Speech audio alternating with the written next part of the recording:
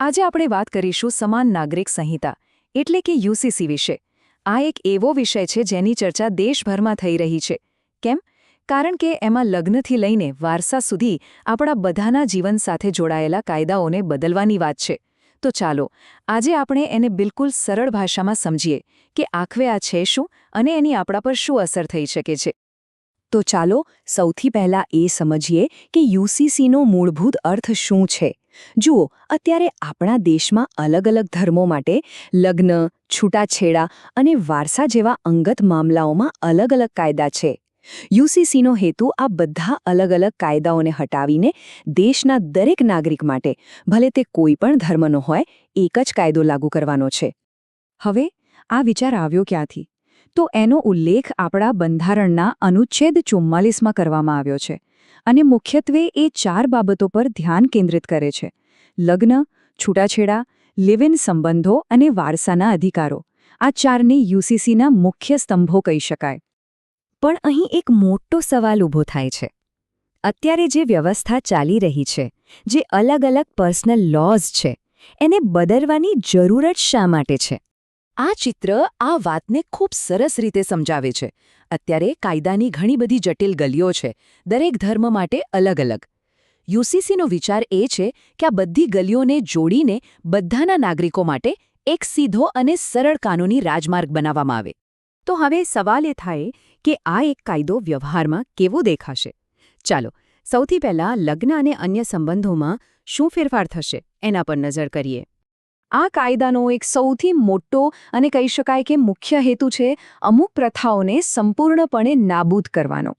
જેમ કે તલાક, હલાલા અને એકથી વધુ લગ્ન કરવાની પ્રથા.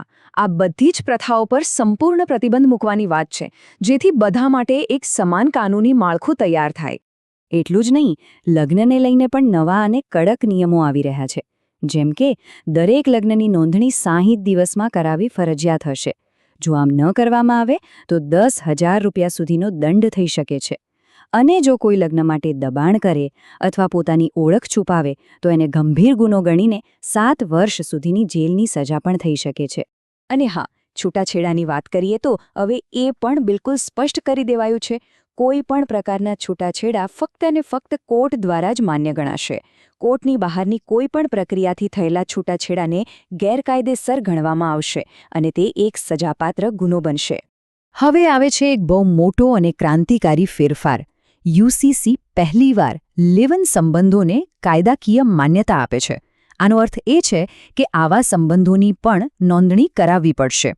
એટલું જ નહીં, આ સંબંધથી જન્મેલા બાળકોને પણ કાયદેસર ગણવામાં આવશે અને તેમને વારસાનો પૂરો હક મળશે. અને જો સંબંધ તૂટે તો પાર્ટનર ભરણપોષણનો દાવો પણ કરી શકશે. સંબંધોની વાત તો થઈ, પણ યુસીસી ફક્ત એટલા પૂરતું સીમિત નથી. એનાથી પણ એક મોટો ફેરફાર આવી રહ્યો છે વારસાના કાયદામાં, એટલે કે ઉત્તરાધિકારના નિયમોમાં. અને અહીંયા જે પાયાનો સિદ્ધાંત છે એ એકદમ સ્પષ્ટ અને શક્તિશાળી છે. લિંગ સમાનતા, એટલે કે સ્ત્રી અને પુરુષ બંને બરાબર.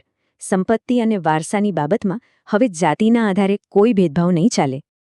આનો સીધો મતલબ એ થાય કે હવે પૂર્વજોની સંપત્તિમાં દીકરો હોય કે દીકરી, બધાનો હક એક સરખો રહેશે. વારસાની બાબતમાં લિંગના આધારે થતો કોઈ પણ ભેદભાવ હવે ભૂતકાળ બની જશે. બધા વારસદારોને સમાન હિસ્સો મળશે. તો જો કોઈ વ્યક્તિ વસિયતનામું બનાવ્યા વગર ગુજરી જાય તો શું? એના માટે પણ આ કાયદામાં એકદમ સ્પષ્ટ જોગવાઈ છે. સંપત્તિ માતાપિતા, જીવનસાથી અને બાળકો વચ્ચે સમાન રીતે વહેંચવામાં આવશે, જેથી કોઈને પણ અન્યાય ન થાય. સારું, તો આપણે આ મોટા ફેરફારો તો જોયા, પણ હવે એ પણ જાણવું જરૂરી છે કે આટલો મોટો કાયદો બન્યો કેવી રીતે અને એને લાગુ કરવામાં કેવા પડકારો આવી શકે છે. તમને જાણીને કદાચ નવાઈ લાગશે, પણ આ કાયદાનો ડ્રાફ્ટ બનાવતા પહેલાં લોકો પાસેથી 20 લાખ, જી હા, 20 લાખથી પણ વધુ સૂચનાઓ મંગાવવામાં આવ્યા હતા અને તેના પર વિચાર કરવામાં આવ્યો હતો. આ દર્શાવે છે કે આ પ્રક્રિયા કેટલી વ્યાપક હતી. અને આખી પ્રક્રિયાની ગંભીરતાનો અંદાજ એના પરથી લગાવી શકાય કે આ મુસદ્દા સમિતિના અધ્યક્ષ સુપ્રીમ કોર્ટના એક નિવૃત્ત જજ જસ્ટિસ રંજના પ્રકાશ દેસાઈ હતા. આનાથી કાયદાકીય કુશળતાનું ઉચ્ચતમ સ્તર સુનિશ્ચિત થયું. દરેક કાયદાની જેમ આની પણ કેટલીક સીમાઓ છે જે સમજવી જરૂરી છે, જેમ કે અનુસૂચિત જનજાતિઓને એમની વિશિષ્ટ સાંસ્કૃતિક ઓળખ અને પ્રથાઓને સાચવી રાખવા માટે આ કાયદામાંથી બાકાત રાખવામાં આવી છે. પણ બીજી બાજુ જે રાજ્યમાં આ કાયદો લાગુ થશે ત્યાંના રહેવાસીઓ ભલે રાજ્યની બહાર રહેતા હોય એમના પર પણ આ કાયદો લાગુ થશે. તો આ બધાનો સાર શું છે? આ કાયદાનો અંતિમ ધ્યેય શું છે?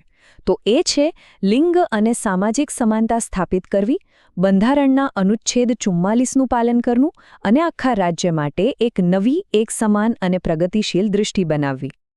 પણ કાયદો બનાવવો એ એક વાત છે અને એને જમીન પર ઉતારવો એ તદ્દન બીજી વાત છે.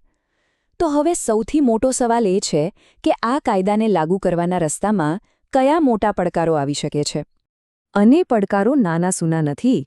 કાયદાનો જમીનસરે અમલ કેવી રીતે થશે, લોકોમાં ગોપનીયતા અને સામાજિક સુરક્ષાને લઈને જે ચર્ચાઓ થશે એના માટે જરૂરી સરકારી માળખું ઊભું કરવું અને સૌથી અગત્યનું કોર્ટમાં કાયદાકીય પડકારોનો સામનો કરવો, આ બધું જ સામે છે.